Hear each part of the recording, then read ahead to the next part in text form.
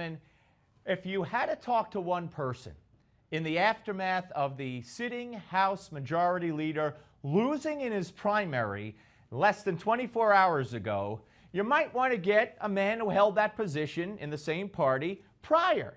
So who do we have coming up? Our friend, my friend, your friend, Tom DeLay, former Majority Leader of the U.S. House of Representatives, former Congressman from the great state of Texas. Hello, sir. Hello, Steve. How are you?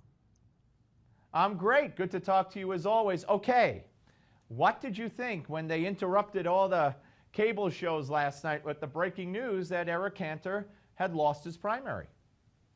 Well, I was shocked. I really was. I couldn't believe that Eric would lose that seat under any circumstances, but I'm not surprised. And looking at the race, there were a lot of messages that came out of that race, and it wasn't all about immigration. The second thing that I thought was a leadership race has just begun in the House of Representatives. Yeah. Well, we had Tim Camp on who agrees with you to the extent that it was a message about leadership. He said this reflects on Boehner, this reflects on leadership, letting Obama get away with what he called lawlessness, the whole agenda of the House leadership. You agree with that? Well, first I think it's deeper than that. I've been traveling around the country, Steve, and you've been talking to a lot of people. What I've been seeing around this country is conservatives, Republican conservatives, Tea Party too, but not just Tea Party. Conservatives across the board are looking and begging for the leadership. That's true. But there's a spiritual revival going on, and I call it a revolution for the Constitution.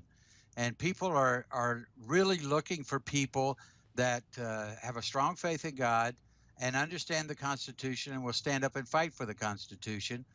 And that's Dave Brat. I mean, if you look at him, every speech that he gives, he talks about God, his faith in God, bringing God back into the public square so that we can have moral fiber in our society again. And he ran on the Republican creed, not on immigration. He ran on the Republican creed, which includes things like free market, being treated equally, and a strong defense, constitutional values, and most importantly, a faith in God.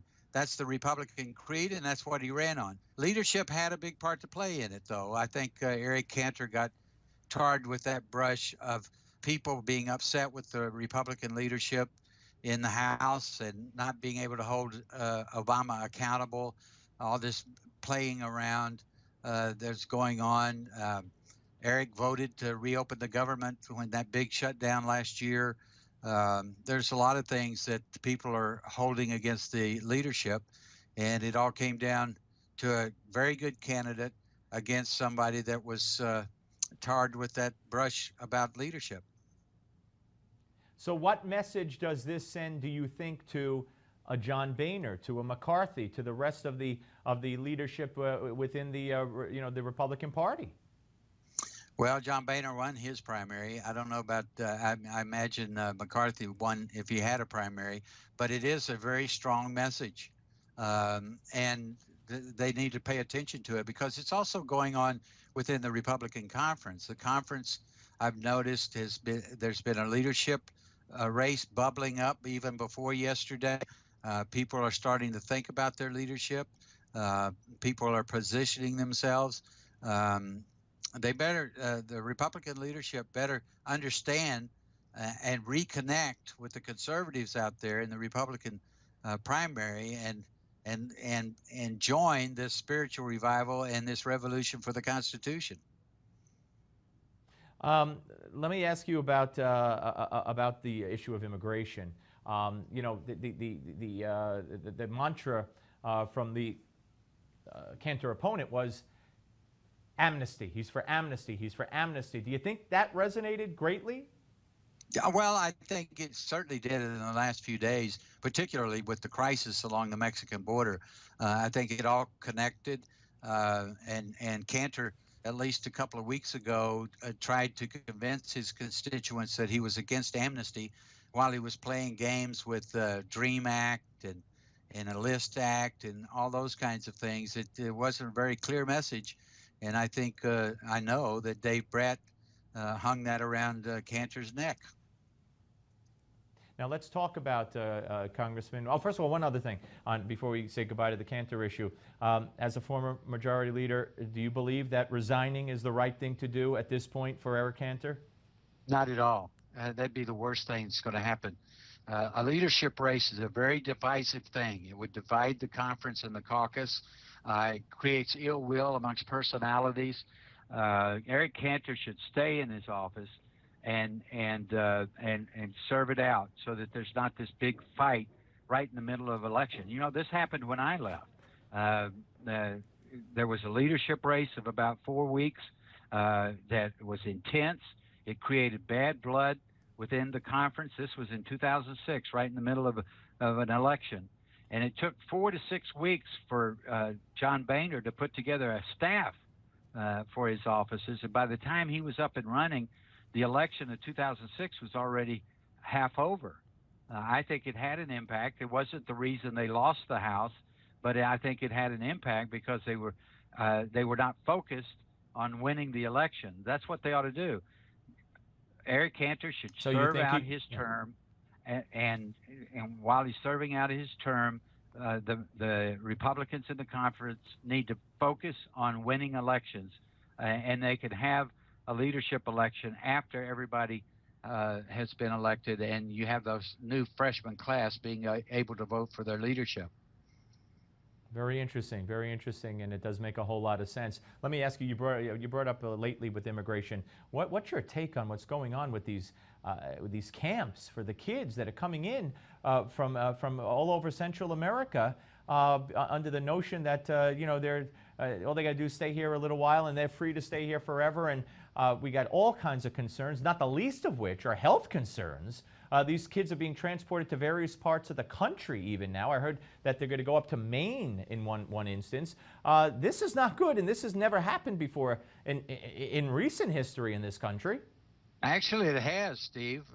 After they passed the comprehensive immigration reform in 1986, it was a very clear message.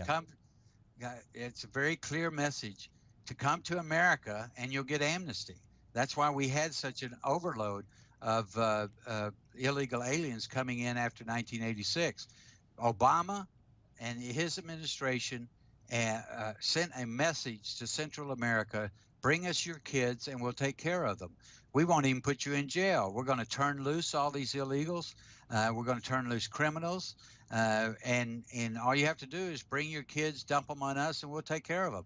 That's a very clear message. And this is the result of Obama administration. But the American people should be outraged that Obama is inviting all of Central America into this country.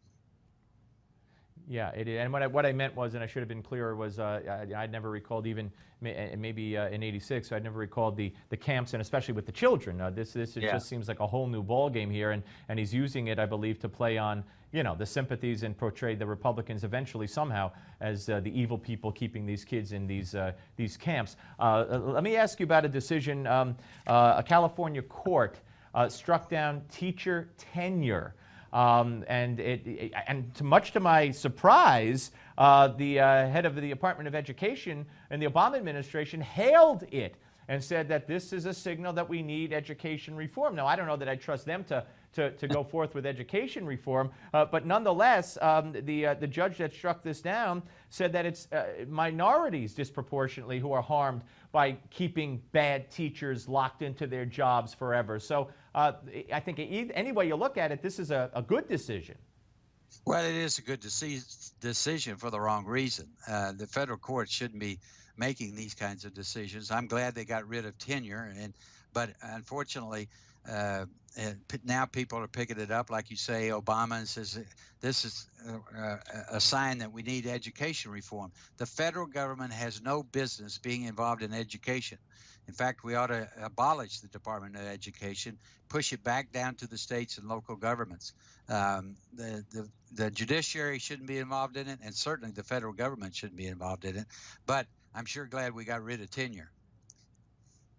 Congressman, it's so much a great pleasure to speak to you whenever we get together. I look forward to the next time. Thank you so much, sir. My pleasure, Steve. It's always good to be with you. Thank you. The great Tom DeLay, ladies and gentlemen, former House Majority Leader, former congressman from the great state of Texas. And I didn't tell him that I was in Texas for a day, for 7 hours the other day. Anyway, when we come back, it's Gimme 5, and you know where you're going to get that right here on the Steve Malzberg Show, and I think you're going to like it. We try to do our best every hour in bringing you our unique take on issues that you might know about and issues that you might not have heard of. So keep it here on the Steve Malzberg Show, and don't go away.